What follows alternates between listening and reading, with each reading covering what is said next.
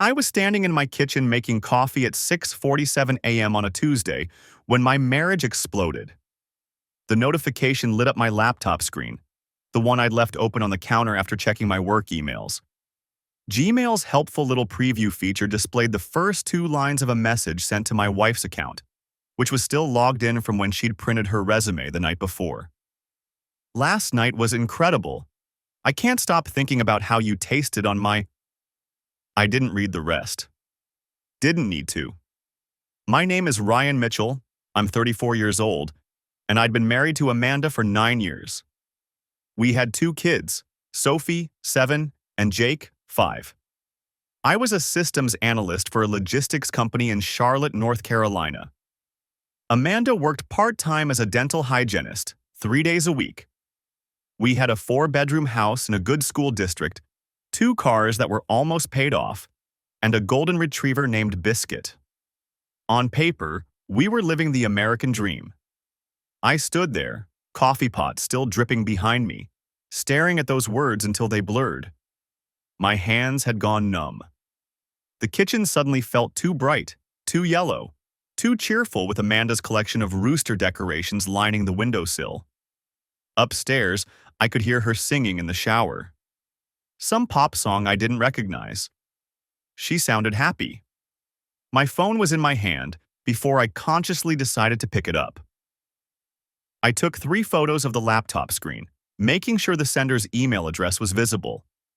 jthompson.architect@gmail.com. The timestamp showed the message had been sent at 11:43 p.m. the previous night, roughly 2 hours after Amanda had kissed me goodnight and gone to bed, claiming she had a headache. I heard the shower shut off. Moving on autopilot, I closed the laptop and poured my coffee. When Amanda came downstairs 12 minutes later, hair wet and wearing her purple scrubs, I was sitting at the kitchen table scrolling through news on my phone like it was any other morning. "Morning, babe," she said, grabbing a granola bar from the pantry. "Can you get the kids up? I'm running late." I looked at her. Really looked at her. She'd lost weight recently, about 15 pounds over the past 3 months. I'd complimented her on it. She'd started wearing makeup to work again, something she hadn't done regularly since before Jake was born. Her hair was highlighted, professionally done 2 weeks ago. She'd bought new underwear, the expensive kind from that boutique downtown. All the signs had been there. I'd just been too stupid, too trusting, too comfortable to see them. "Sure," I said. My voice sounded normal. "What time will you be home?" "Regular time, around 4. She kissed the top of my head, and I had to grip my coffee mug to keep from flinching. "Love you." "Love you too." The words tasted like ash. After she left, I got the kids ready for school. Made them breakfast, packed their lunches, found Sophie's missing library book, convinced Jake that he couldn't wear his Batman costume to kindergarten for the 3rd day in a row. I dropped them off at Riverside Elementary at 8:15, waved goodbye, told them to have a great day. Then I sat in my car in the parking lot and opened that email on my phone. I'd forwarded it to myself while Amanda was getting dressed. Now I read the whole thing, every word. The sender was someone named Jeremy Thompson. The message was explicit, detailed, reminiscent of their encounter from the previous evening. He mentioned how her husband, me, was clueless. How she'd told him I was practically a roommate at this point. How they'd been seeing each other for 4 months. 4 months. I scrolled through Amanda's inbox. She'd been careless. Or maybe she just never thought I'd look. There were dozens of emails. Hundreds, maybe. I stopped counting after 50. The earliest one I found was dated March 15th, 5 months ago, not 4. It started innocent enough. Professional. Jeremy was an architect who'd come into the dental office where Amanda worked for a cleaning. They'd chatted. He'd asked questions about the practice, about her job. He'd sent a follow-up email thanking her for the great service. Then the messages got friendlier, more personal. By late April, they were meeting for coffee. By May, The emails turned flirtatious. By June, they were sleeping together. The most recent email was from yesterday afternoon. "Can you get away tonight? Same place?" Amanda's response: "He's got a work presentation to prep. I'll tell him I'm going to yoga." 8:30? I'd been in my home office until almost midnight working on that presentation. She'd poked her head in around 8:15, wearing yoga pants and a tank top, hair in a ponytail. Said she was heading to her class and would be back by 10.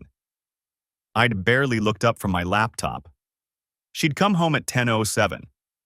I'd heard her come in, heard the shower run.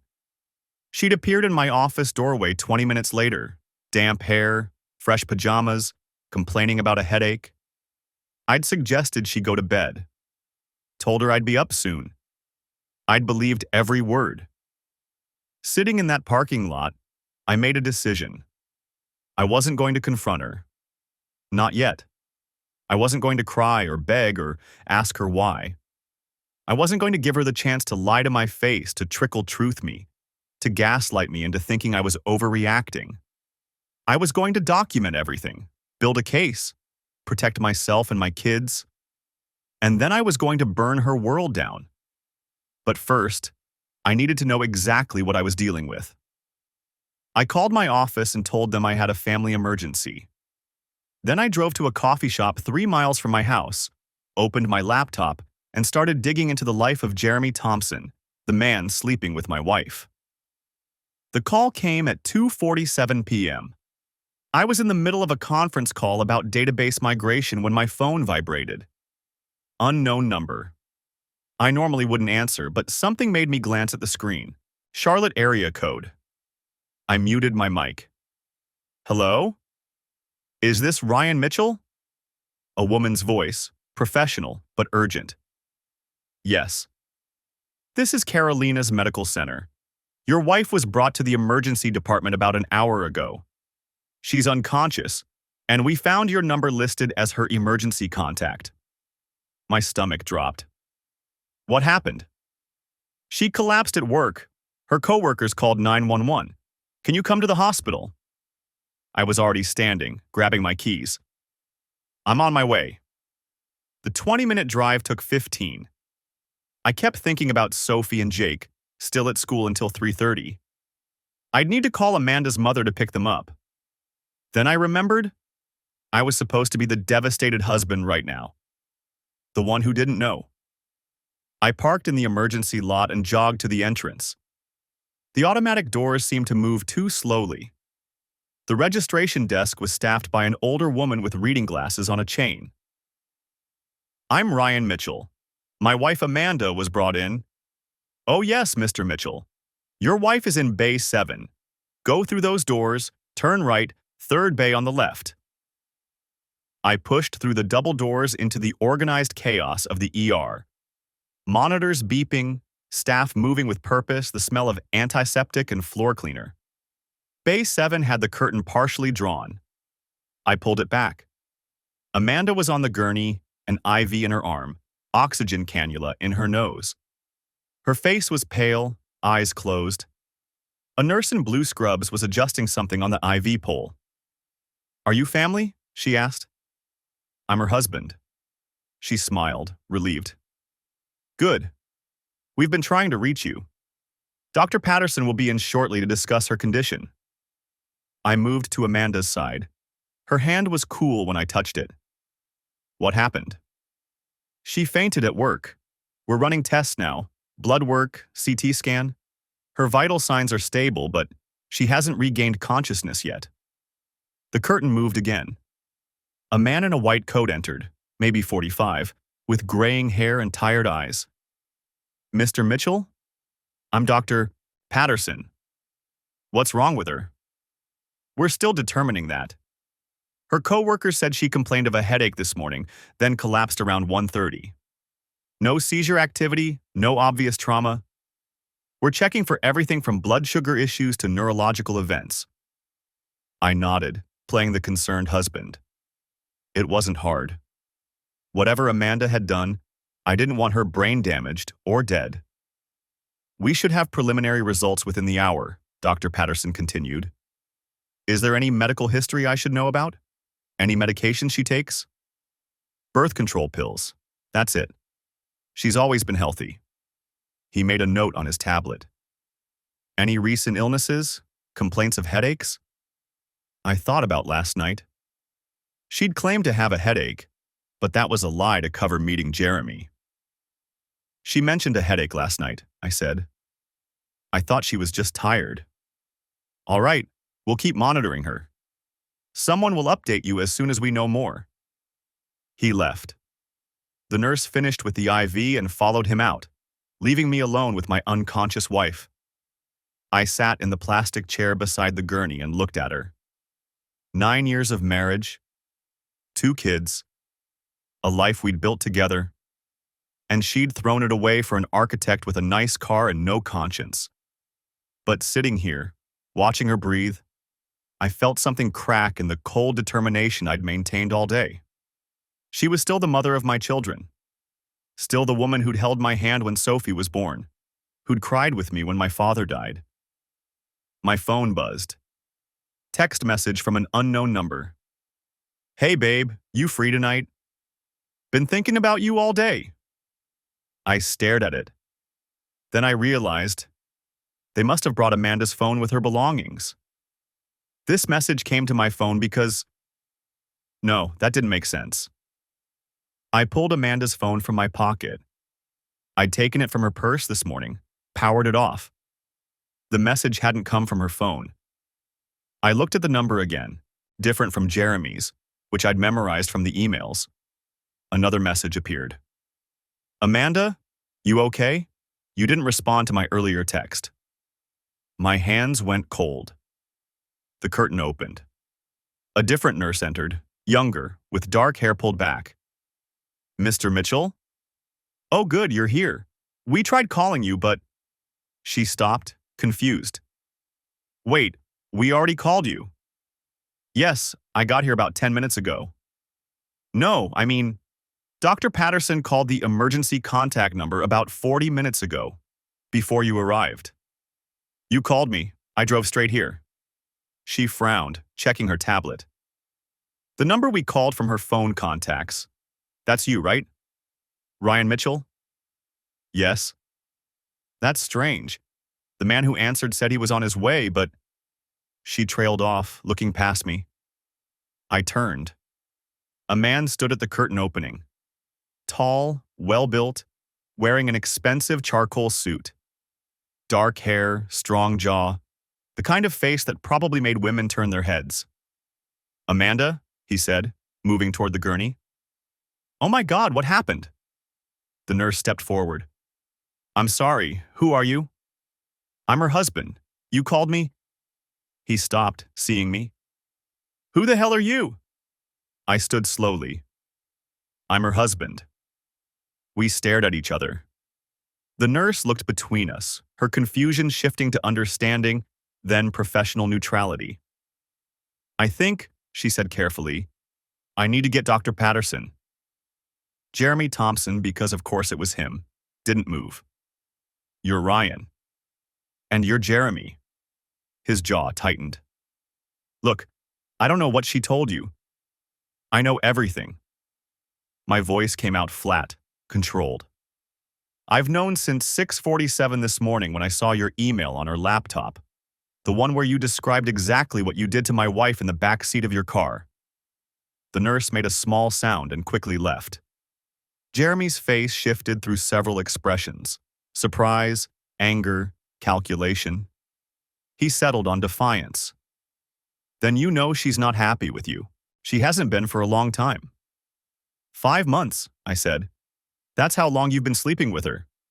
Since March 15th, when you came to her dental office with a supposed toothache? She told you? She didn't need to. I'm good at finding information. It's what I do. He glanced at Amanda, still unconscious between us. I care about her. You care about her so much you let her lie to her children. Tell them she's going to yoga while she meets you in parking lots and cheap hotels? It wasn't like that. The Marriott on Tyvala Road, room 312 last Tuesday. The Comfort Inn off I-77, 2 weeks before that. Should I continue? His hands clenched. What do you want? I want you to leave this hospital. I want you to never contact my wife again. And I want you to understand that every text, every email, every receipt, I have copies of all of it. You can't threaten me. I'm not threatening you. I'm explaining reality. I took a step closer. Your wife, Lauren, yes, I know about her too, might be very interested in those hotel receipts, especially since you used the company credit card for 3 of them. His face went white. How did you? I told you. I'm good at finding information. Dr. Patterson appeared at the curtain with the nurse and a security guard. He took in the scene. 2 men facing each other over an unconscious woman, and his expression hardened. Gentlemen, I need you both to step outside, now. Jeremy looked at Amanda one more time, then at me. Whatever he saw in my face made him back down. He turned and walked out without another word. The security guard followed him. Dr. Patterson looked at me. Mr. Mitchell, I think we need to clarify some things. You're listed as her husband on her insurance card? Yes, we've been married 9 years. And the other man? Her boyfriend. She's been having an affair. He nodded slowly, professional mask back in place. I see. Well, legally, you're her next of kin and medical decision maker. I'll make sure the staff knows to contact only you going forward. Thank you. He paused. For what it's worth, I'm sorry. This is a difficult situation. After he left, I sat back down beside Amanda. My phone buzzed again. Jeremy, probably, or maybe another one of her secrets crawling out into daylight. I didn't check it. I just sat there, watching my wife breathe, and wondered how many more lies were waiting to surface. The ER waiting room smelled like antiseptic and burnt coffee. I sat in an orange plastic chair that had probably been there since the 90s, staring at my phone. The unknown number hadn't texted again. 40 minutes had passed since security escorted Jeremy out. 40 minutes of sitting here while Amanda remained unconscious somewhere behind those double doors. 40 minutes of nurses and doctors rushing past, none of them stopping to tell me anything. My phone buzzed. Not the unknown number. My mother. Just heard about Amanda. On our way. How is she? I typed back. Still unconscious. They're running tests. I didn't mention Jeremy. Didn't mention the affair. My parents thought Amanda was perfect. They'd bought her that stupid KitchenAid mixer for Christmas. The one she'd never used because she was too busy screwing an architect. Mr. Mitchell? A doctor stood in front of me. Not Dr. Patterson from before. This one was younger, maybe early 30s, with dark hair pulled back in a tight bun. Her badge read, Dr. Emily Wright, Neurology. I stood. Is she awake? Not yet. I'm Dr. Wright. I've been reviewing your wife's case with Dr. Patterson. She gestured to a quieter corner of the waiting room. Can we talk? We moved away from an elderly couple and their adult son. Dr. Wright pulled out a tablet, swiping through what looked like test results. Your wife's initial blood work came back. No signs of stroke, no cardiac markers. CT scan was clean, no bleeding, no masses. She looked up at me, but her talk screen showed elevated levels of benzodiazepines. I blinked. What? Benzodiazepines, anti-anxiety medication. Does your wife have a prescription for anything like that? Xanax, Ativan, Valium? No, she doesn't take anything except vitamins. Dr. Wright's expression didn't change, but something shifted in her eyes. The levels we found are significant. Not immediately life-threatening, but well above therapeutic range. Combined with what her coworkers reported, the sudden collapse, the confusion beforehand, we're looking at possible overdose. The word hung in the air between us. You think she tried to... I couldn't finish the sentence. We don't know yet. It could be accidental. Could be intentional. Could be someone else gave her the medication without her knowledge. She paused. We've contacted the police. Standard procedure in cases like this. Of course. Because my wife collapsing at work with drugs in her system wasn't just a medical issue. It was potentially criminal. When will she wake up? Hard to say. We're monitoring her closely. The good news is her vitals are stable and improving. Once the medication clears her system, she should regain consciousness. Could be hours. Could be longer. My phone buzzed again. I glanced down. The unknown number. Is she going to be okay? I stared at the screen. Dr. Wright was still talking. Something about observation and additional tests, but her voice faded into background noise. Who is this? I typed. The response came immediately. Someone who cares about her. Please, I need to know she's okay. Dr. Wright touched my arm. Mr. Mitchell, did you hear me? Sorry, what? I asked if there's been any unusual stress in your wife's life recently. Anything that might explain why she'd take anti-anxiety medication, prescribed or otherwise. I almost laughed. Unusual stress. Yeah, you could say that.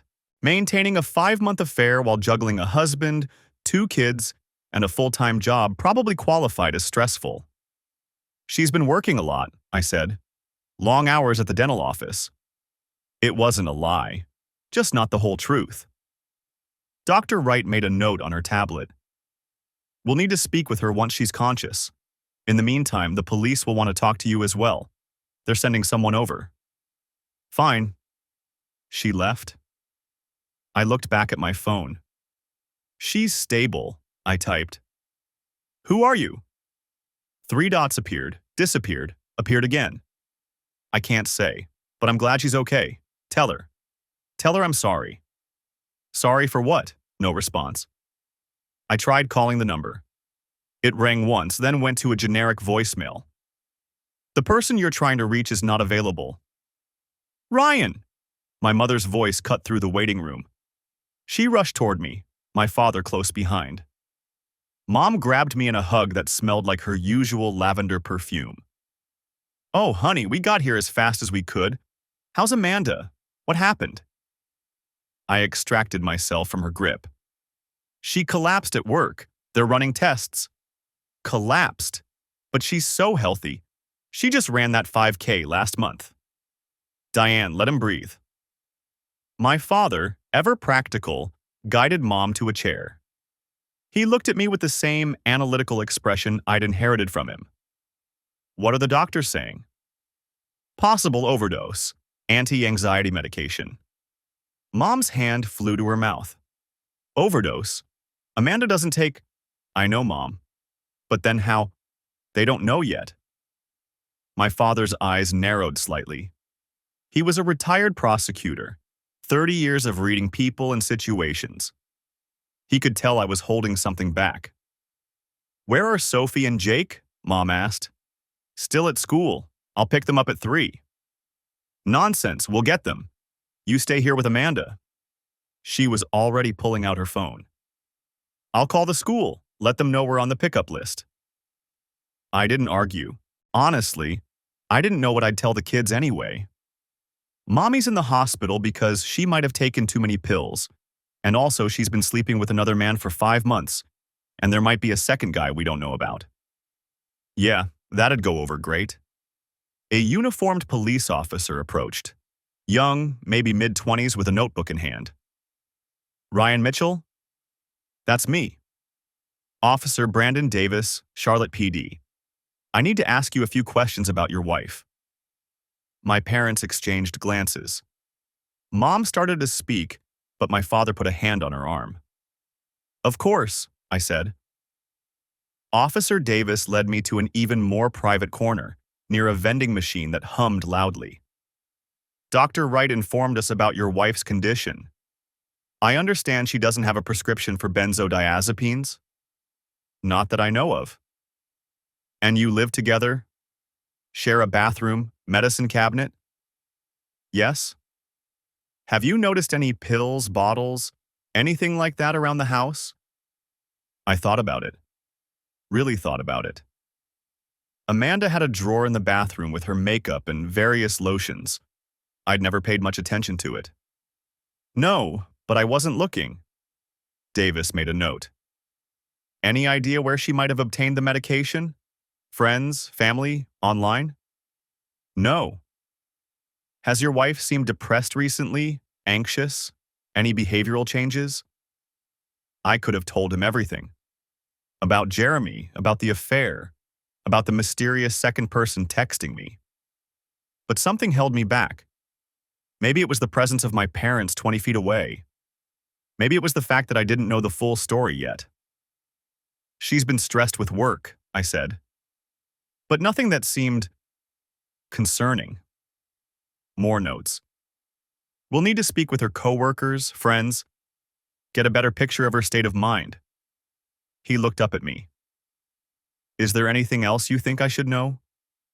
The question hung there. Last chance to mention Jeremy, to mention the texts, to open up this whole mess to official scrutiny.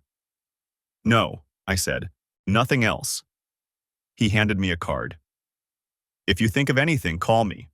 We'll follow up once your wife is conscious. After he left, I returned to my parents. Mom was crying quietly. Dad had his arm around her shoulders. The police? Mom asked. Why would the police? Standard procedure, I said. When someone comes in with an overdose. But Amanda wouldn't. She'd never. Mom couldn't finish the thought. My phone buzzed again. I looked down, expecting another message from the unknown number. Instead, it was an email. From Jeremy Thompson's work account. The subject line read, "We need to talk about Amanda." I opened it. Ryan, I know you hate me right now. I deserve that. But there's something you need to know about Amanda. Something I should have told you at the hospital. Call me. This is important. He'd included his cell number. I stared at the email. My father was watching me. I could feel it. He knew something was wrong. He'd always been able to read me. Ryan, he said quietly. What's going on? I looked up at him. At my mother, dabbing her eyes with a tissue. At the double doors that led to wherever Amanda lay unconscious. I need to make a call, I said. The hospital waiting room smelled like disinfectant and burnt coffee. I sat in one of those plastic chairs designed to be uncomfortable enough that you couldn't relax but not so bad you'd complain. My phone buzzed again. Please, I need to know if she's going to be okay. Same unknown number. Third text in the last hour. I stared at it, then typed back. Who is this? The response came within seconds. Someone who cares about her. Is she awake yet? I didn't answer. Instead, I forwarded the exchange to my personal email, adding it to the growing file of evidence I'd been building since this morning. Was it really only this morning? The timestamp on that first email, the one that had detonated my life, read 6:47 a.m. It was now 3:22 p.m., 9 hours. My marriage had been over for 9 hours. Mr. Mitchell? I looked up. A different doctor this time, younger than Dr. Patterson, with wire-rimmed glasses and a tablet tucked under his arm.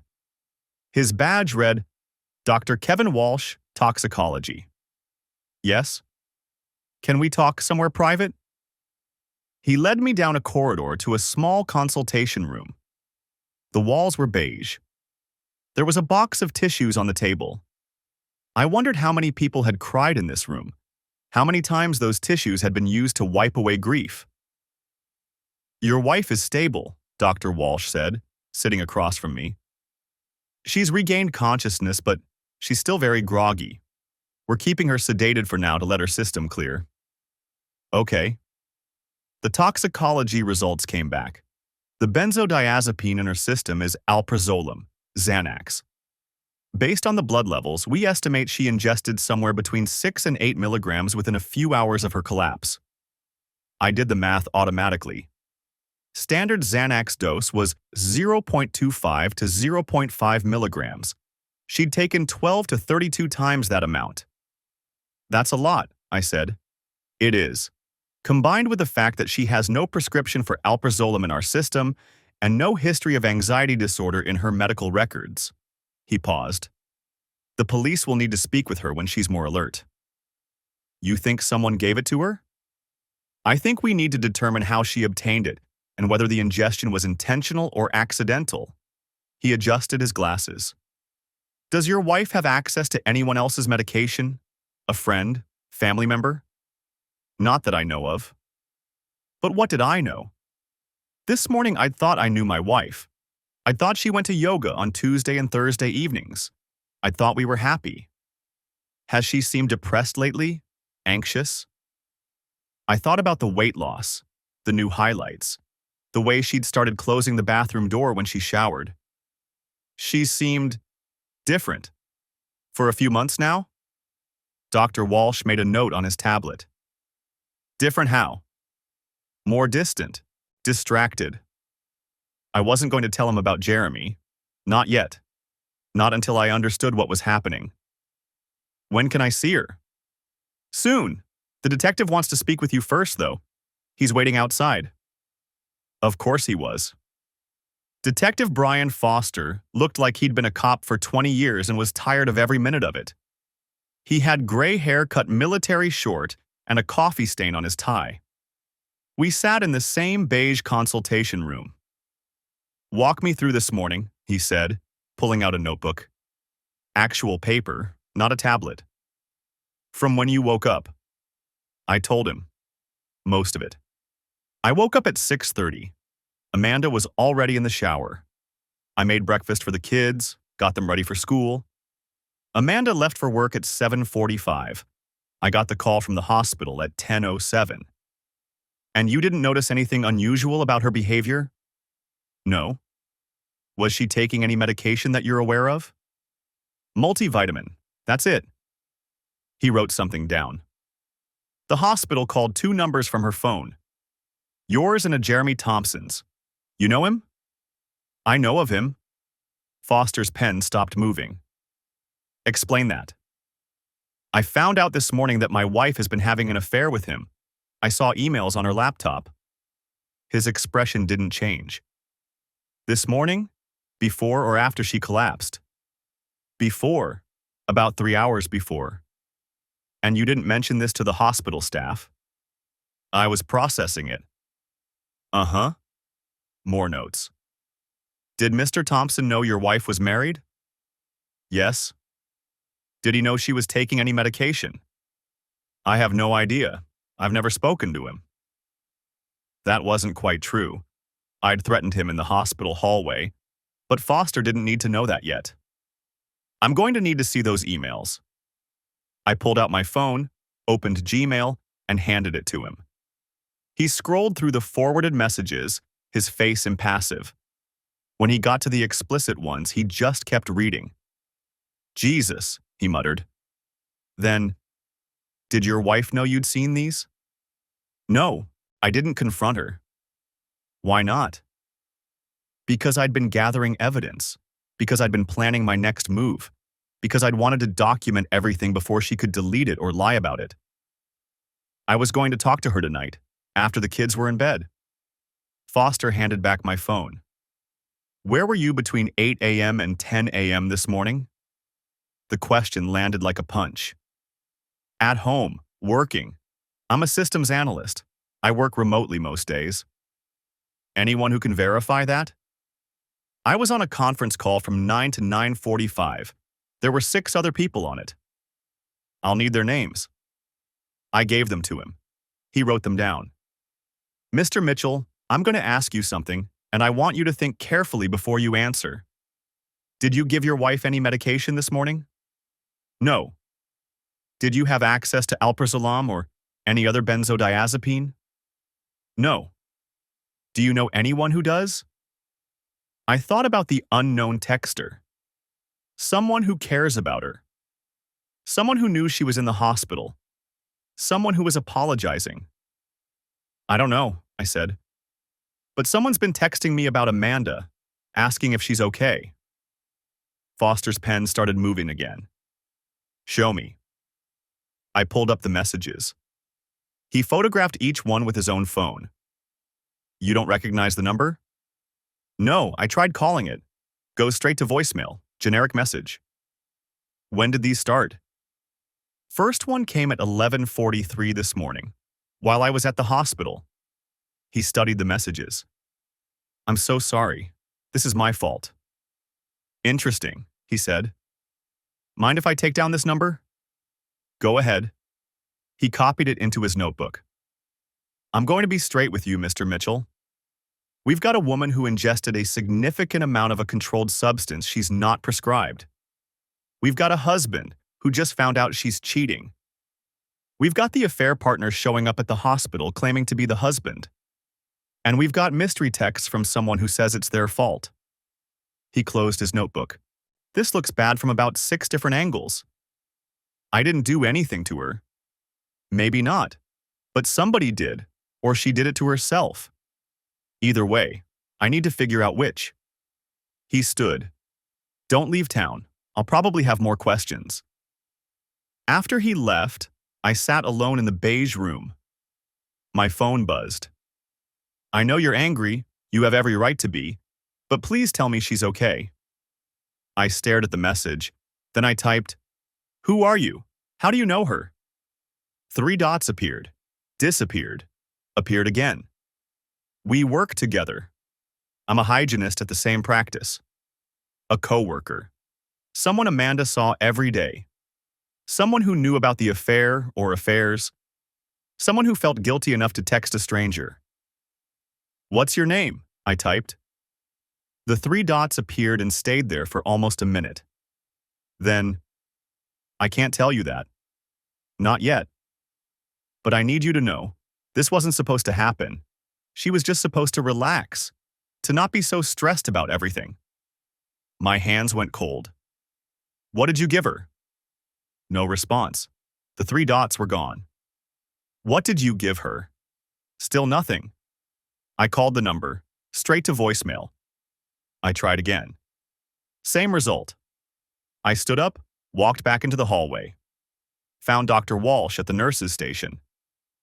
I need to see my wife, now. He looked up from his tablet. Mr. Mitchell, she's still… Now, please. Something in my voice must have convinced him. He nodded, led me through a set of double doors into the ICU. Amanda was in the 3rd room on the left. She looked small in the hospital bed. An IV line ran into her left arm. Monitors beeped softly. Her eyes were closed, but I could see them moving beneath the lids. Dreaming, maybe. Or trying to wake up. I pulled a chair close to the bed and sat down. Looked at her face, the face I'd woken up next to for 9 years. The face I'd kissed goodbye this morning, not knowing it might be the last normal moment we'd ever have. Who did this to you? I whispered. Her eyes fluttered but didn't open. My phone buzzed one more time. I'm sorry. I'm so sorry. I was trying to help. The detective's phone buzzed. She glanced at the screen, then back at me. I need to take this. Don't go anywhere. She stepped into the hallway. Through the narrow window in the door, I watched her pace, phone pressed to her ear. Her expression shifted, eyebrows drawing together, mouth tightening. Jeremy had been escorted to a different waiting area. The hospital staff didn't want us in the same space after what had happened. Fine by me. I didn't need to look at him anymore. My phone sat heavy in my pocket. The unknown number hadn't texted again since their confession about giving Amanda something to help her relax. I'd forwarded every message to Detective Wallace before she'd arrived. She'd photographed my screen, had someone from the department start tracing the number. The door opened. Wallace came back in, her demeanor different. More urgent. Mr. Mitchell, we need to talk about your wife's phone. I straightened. What about it? It's missing. Her purse was at the dental office, but her phone wasn't in it. Her coworkers say she always kept it with her during the day. Wallace pulled out her notepad. When's the last time you saw it? This morning. She had it at breakfast. I thought back to the kitchen, Amanda scrolling while Sophie ate cereal. She was looking at something, smiled at the screen. Probably a message from Jeremy. The thought still burned. We need to find that phone, Wallace said. Whoever texted you might have taken it, or your wife might have hidden it before she collapsed. Why would she hide it? Wallace's expression was careful. If she knew something was wrong, if she realized what was happening to her. The implications settled over me. Amanda might have known she was being drugged, might have tried to protect evidence. The dental office, I said.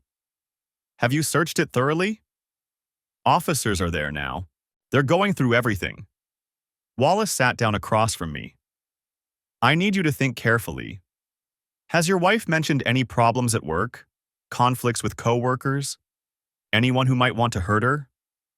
I almost laughed. Until 3 hours ago, I thought I knew everything about my wife's life. Turns out I didn't know much at all. Fair enough, Wallace made a note. What about Jeremy Thompson? How long have they known each other? 5 months. That's how long the affair's been going on. The words came easier now. Repetition made them less sharp. I don't know how they met. We're looking into that. Wallace's phone buzzed again. She checked it, frowned. The number that texted you is a burner phone, purchased with cash at a convenience store in Matthews 2 weeks ago. No surveillance footage available. Camera was broken. Convenient. Very. Wallace leaned forward. Mr. Mitchell, I need to ask you something, and I need you to be honest. Is there any chance your wife was involved in something illegal? Drugs, maybe? Something that might explain why someone would do this? No. The answer was automatic. Then I stopped. Reconsidered. At least, not that I knew about. But apparently I didn't know she was having an affair either, so. What about financial problems? Gambling? Debt? We're comfortable. Not rich, but stable. I handle most of the finances. I pulled out my phone, opened our banking app. Joint checking account. I can show you. No unusual withdrawals. Wallace waved it away. We'll need formal access to your financial records. I'll get a warrant. I'll sign whatever you need. I want to know what happened. A nurse appeared in the doorway. Detective Wallace, Dr. Patterson wants to speak with you. We both stood. Wallace gestured for me to follow. Dr. Patterson met us outside Amanda's room. She looked tired, her scrubs wrinkled. We've stabilized her, but she's not regaining consciousness as quickly as I'd like. The toxicology screen came back with some concerning results. What kind of results? Wallace had her notepad ready. Benzodiazepines, as we suspected, but also traces of zolpidem, that's Ambien, and something else we're still identifying. The combination is unusual, dangerous. Dr. Patterson glanced at me, then back to Wallace. This wasn't a standard overdose. Someone knew what they were doing. My stomach turned. Will she be okay? We're monitoring her closely. The next few hours are critical. Dr. Patterson's pager beeped. She checked it, swore softly. I need to go. I'll update you when I know more. She disappeared down the hallway at a near run. Wallace turned to me. I need you to make a list. Everyone your wife interacted with regularly. Co-workers, friends, neighbors. Anyone she might have trusted enough to accept a drink or food from. You think it was someone she knew? The texter said they were a co-worker. That's our starting point. Wallace's phone rang again. She answered, listened, her expression darkening. I'll be right there. She ended the call and looked at me. They found something at the dental office. I need to go. Stay here. Don't talk to Jeremy Thompson. Don't talk to anyone about this case. Wait, what did they find? But Wallace was already moving, her shoes squeaking on the linoleum as she hurried toward the elevators. I stood alone in the hallway outside Amanda's room. Through the window, I could see her motionless form, machines beeping steadily. A nurse checked her IV, made a note on a chart. My wife. The woman I'd shared a bed with for 8 years. The mother of my children. A stranger. My phone buzzed. Unknown number. Is she awake yet? I stared at the screen. Wallace had told me not to engage, to forward everything to her. But she was gone, racing back to the dental office, and this person, whoever they were, had answers. I typed, "Who are you?" The response came within seconds. Someone who cares about Amanda, more than you do, apparently. My jaw tightened. You drugged her. I helped her. She was falling apart. You didn't even notice. You almost killed her. She's not dead. She'll be fine. She's always fine. The casual tone made my skin crawl. I looked around the hallway, half expecting to see someone watching me. The corridor was empty except for a janitor mopping near the nurse's station. Why are you doing this? I typed. Because she deserves better than what she has, better than you, better than Jeremy. Jeremy, I typed. You know about Jeremy? I know everything about Amanda, every secret, every lie, every person she's screwed over. My hands were shaking. What does that mean? It means your wife isn't who you think she is. Jeremy isn't the first. He won't be the last. The hallway tilted. I leaned against the wall, phone gripped tight. You're lying. Am I? Check her email again. Look for the name David, or Michael, or Chris. More names, more men. Why should I believe you? Because I have proof, and because deep down, you already know I'm telling the truth. I wanted to throw the phone, wanted to smash it against the wall and watch it shatter. Instead, I took a screenshot of the conversation and forwarded it to Detective Wallace. Then I typed, "If you care about Amanda so much, why hurt her?" The response took longer this time. I didn't mean to hurt her. I just wanted her to sleep, to rest, to stop for one damn minute and think about what she's doing. You gave her enough drugs to put her in a coma. That wasn't supposed to happen. She wasn't supposed to take them all at once. She was supposed to take 1, maybe 2, just enough to calm down. Where did she get them? I told you. I gave them to her, this morning, in her coffee. My blood ran cold. Her coffee at work? Yes. How? Does it matter? Tell me who you are. No. The police will find you. Maybe. But by then, you'll know the truth about your wife, and that's what really matters.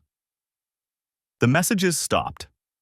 I waited, but nothing else came through. I pulled up Amanda's email on my phone.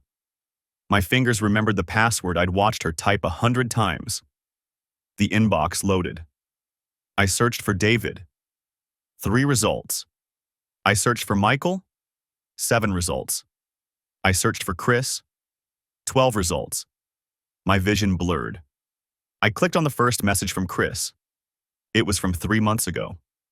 Can't wait to see you tonight. Same hotel? Amanda's response. Room 412. I'll be there at 8. I clicked another. David. 6 months ago. You're amazing. I can't stop thinking about yesterday. Amanda. Me neither. When can we do it again? Another. Michael. 8 months ago. My wife suspects something. We need to be more careful. Amanda. I know, but I can't stay away from you. I scrolled through message after message. Different men, different dates. Some overlapping with Jeremy's timeline. Some before. The affair with Jeremy wasn't an aberration. It was a pattern. The elevator doors opened on the 3rd floor, and I followed the signs to the ICU waiting area. My mother had texted that she'd taken the kids to her house for the night. One less thing to manage. Detective Wallace was waiting near the nurse's station, talking with a uniformed officer I didn't recognize. He saw me and nodded, finishing his conversation before walking over. "Mr. Mitchell, your wife is stable for now. They've got her sedated while they monitor her vitals. Can I see her?" "In a bit. I need to ask you some questions first." He gestured toward a small consultation room off the main corridor. "Won't take long." The room had the same institutional beige walls as every other hospital space, with a small table and 4 chairs. Wallace sat across from me, pulling out a notebook. "When did you last see your wife this morning?" "Around 7:30. She left for work before I took the kids to school." "How did she seem?" I thought about Amanda in the kitchen, checking her phone, distracted. "Normal.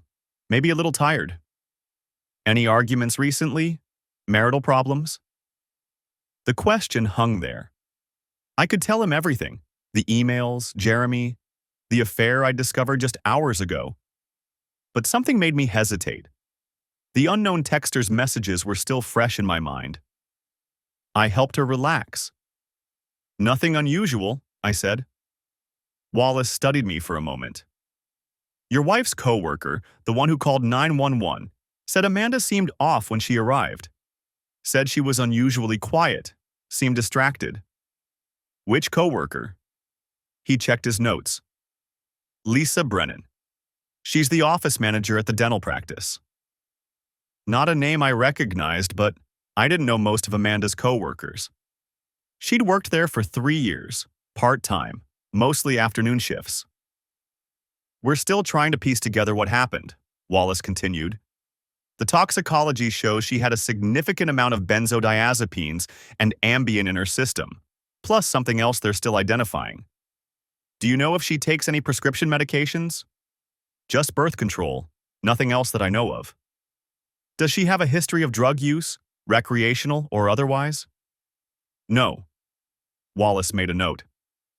"The thing is, Mr. Mitchell, the levels in her system suggest this wasn't accidental. Either someone gave her these drugs without her knowledge, or she took them intentionally." The text messages flashed through my mind again. "She didn't know. I promise." "You think someone drugged her?" "We're investigating all possibilities, including suicide attempt." He watched my reaction carefully. "Was your wife depressed? Anxious?" "Not that I noticed." "You said things were normal at home, no signs of distress." I met his eyes. "That's right." He didn't believe me. I could see it in the way his jaw tightened slightly, the way he underlined something in his notebook. But he moved on. "We're pulling security footage from the dental office, checking who had access to her workspace, her belongings. We'll also need to examine her phone and computer." "Her phone wasn't at the office?" "No, we haven't located it yet." "Do you know where it might be?" I shook my head. "She always has it with her. When she wakes up, we'll need to talk to her. Get her account of what happened." He closed the notebook. "One more thing. The man who showed up earlier, claiming to be your wife's husband, Jeremy Thompson. Do you know him?" Here it was, the moment where I could expose everything or continue playing ignorant. "Never heard of him. He seemed pretty convinced he was supposed to be here. Had your wife's number listed as his emergency contact too, apparently. Any idea why that might be?" "None." Wallace stood. "All right, we'll be in touch. You can see your wife now, but she's not conscious. Nurse can show you to her room." I followed him out of the consultation room. He headed back toward the elevators while I approached the nurse's station. A woman in navy scrubs looked up. "I'm here to see Amanda Mitchell, my wife." She checked her computer. "Room 314, down the hall, third door on the left. She's sedated so she won't respond, but you can sit with her." The room was dim, curtains drawn. Amanda lay in the hospital bed, an IV in her left arm, monitors beeping softly. Her face looked pale against the white pillow, her hair pulled back. Someone had removed her makeup. She looked younger this way, more like the woman I'd married 9 years ago. I sat in the chair beside the bed and stared at her. 12 hours ago, I'd watched her sleep in our bed, not knowing our marriage was already over. Now she was here, unconscious, and I still didn't know what I was supposed to feel. Anger, yes. Betrayal. But underneath that was something else. A strange, hollow curiosity. Who was this person? The woman who'd shared my bed, raised my children, smiled at me across the breakfast table while texting another man. Or men. Multiple men, according to those emails I'd read. My phone buzzed. The unknown number. Is she okay? I typed back, "Who are you?"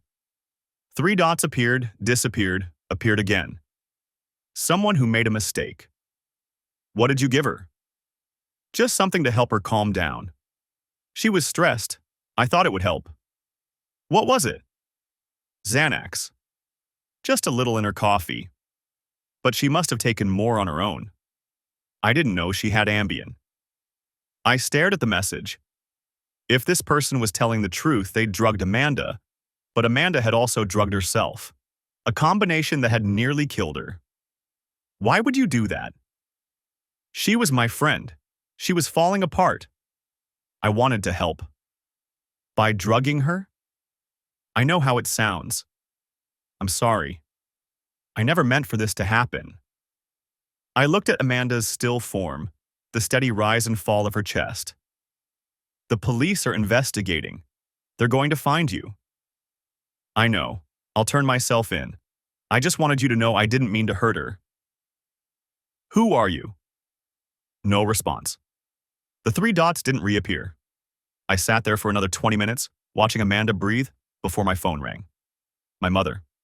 How is she? Stable, unconscious. And you? Are you all right? I'm fine. Ryan. Her voice was gentle but firm. Sophie asked why Mommy's in the hospital. I told her Mommy got sick at work, that the doctors are taking care of her. But she's worried. Tell her Mommy's going to be okay. Is she? I looked at the monitors, the IV drip, Amanda's pale face. I don't know. The kids can stay here tonight. You focus on what you need to do. After we hung up, I forwarded the unknown texter's messages to my personal email. Evidence. Everything was evidence now. A nurse came in to check Amanda's vitals, made a note on her chart, and left without speaking to me. The monitors continued their steady beeping. Outside the room, I heard voices, footsteps, the ambient noise of a hospital at night.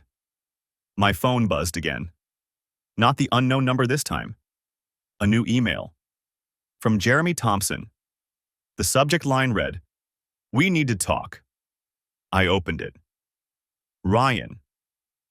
I know this is the last thing you want to hear from me right now, but we need to talk about Amanda. There are things you don't know, things she's been dealing with. I'm at the Marriott on Trade Street. Room 412. Come by tonight if you can. Jeremy. I read it twice, then looked at Amanda. Still unconscious. Still breathing. The rational part of my brain said this was a terrible idea. Meeting with my wife's lover, alone, in a hotel room. But the part of me that had spent the day uncovering lies wanted answers. And Jeremy clearly had some. I stood, looked at Amanda one more time, and walked out of the room. The Marriott was 15 minutes from the hospital. I made it in 12. I didn't go to the Marriott. Instead, I sat in my car in the hospital parking lot and called Detective Wallace. Told her about Jeremy's email, about the unknown texter's confession, about every message I'd been hiding.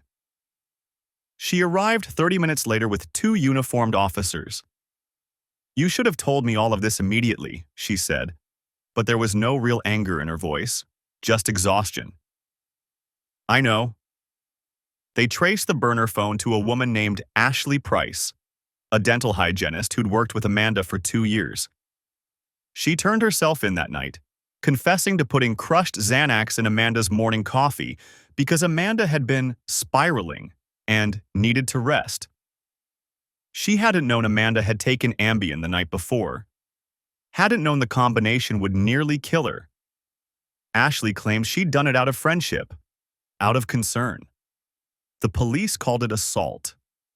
Amanda woke up 3 days later. I was there when her eyes opened, when she looked around the hospital room in confusion, when she saw me sitting in the chair beside her bed. For a moment, neither of us spoke. "Ryan," she finally said, her voice hoarse. "Don't." She closed her eyes. "You know. I know about Jeremy. I know about the others. I know everything." A tear slid down her cheek. "I'm sorry." "Why?" "I don't know." She turned her head away. "I honestly don't know."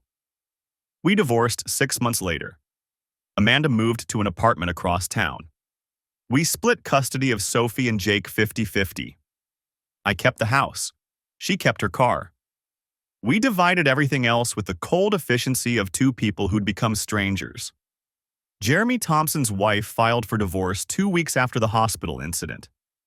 Turns out I wasn't the only one building a case. She'd known about Amanda for months, had been documenting everything just like I had. Her attorney was more aggressive than mine. Jeremy lost his house, half his business, and most of his savings. Amanda and Jeremy didn't end up together. Whatever they'd had died in that hospital hallway when we'd faced each other over her unconscious body. Last I heard, he'd moved to Atlanta, started over. Ashley Price pleaded guilty to assault and received 2 years probation, mandatory counseling, and community service. She lost her dental hygienist license. Amanda never spoke to her again. As for Amanda and me, we're civil now. We have to be, for the kids. We attend their school events separately, coordinate pickups and drop-offs through a shared calendar app, communicate in brief, polite text messages. Sophie asked once why we couldn't be a family again.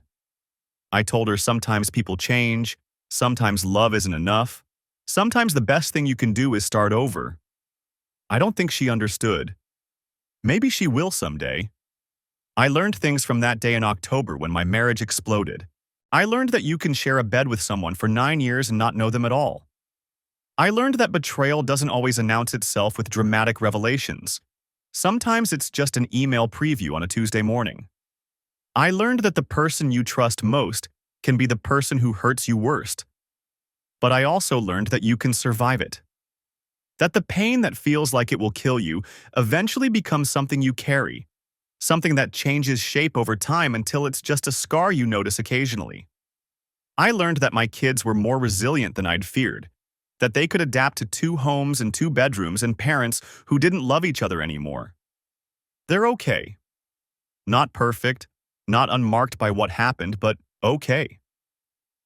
I learned that I was stronger than I thought, that I could handle single parenthood and loneliness, and the strange quiet of a house that used to be full, that I could rebuild a life from the wreckage of the old one. It's been 3 years now. I'm dating someone, a woman named Rachel who teaches 4th grade and has never been married. She knows my history. I told her everything on our 3rd date, expecting her to run. She didn't. She said everyone has a past, everyone has scars, and she'd rather know mine up front than discover them later. We're taking it slow. I don't know if it'll last. But I'm learning to trust again, carefully, one day at a time. Sophie is 10 now. Jake is 8. They're good kids. They still ask about their mother, still love her despite everything. I never told them the details of why we divorced. Maybe I will when they're older. Maybe I won't. Some truths don't need to be spoken. Amanda remarried last year. A man named Tom who works in pharmaceutical sales. I met him once at Jake's soccer game. He seemed decent. I hope he is. I hope she's learned something. I hope she's different now. But that's not my concern anymore. If there's a moral to this story, it's this. Trust is fragile, and once broken, it can never be fully restored. You can build something new, but it won't be the same as what you had before. And maybe that's okay. Maybe the point isn't to recapture what was lost, but to create something different, something honest, something real. I thought I knew what marriage meant. I thought I understood commitment and partnership and love. I was wrong. Or maybe I was right, but I'd married the wrong person. Either way, I'm wiser now, more cautious, more aware of how easily the life you think you have can disappear. I still think about that Tuesday morning sometimes. The coffee pot dripping, the email preview on the screen, the moment everything changed. I think about the man I was before I read those words, naive, trusting, content. I can't go back to being him. I wouldn't want to. That man didn't know what he was capable of surviving. This man does. And on the hard days, when the loneliness feels heavy and the future feels uncertain, I remind myself, I survived the worst day of my life. I can survive anything. That's enough.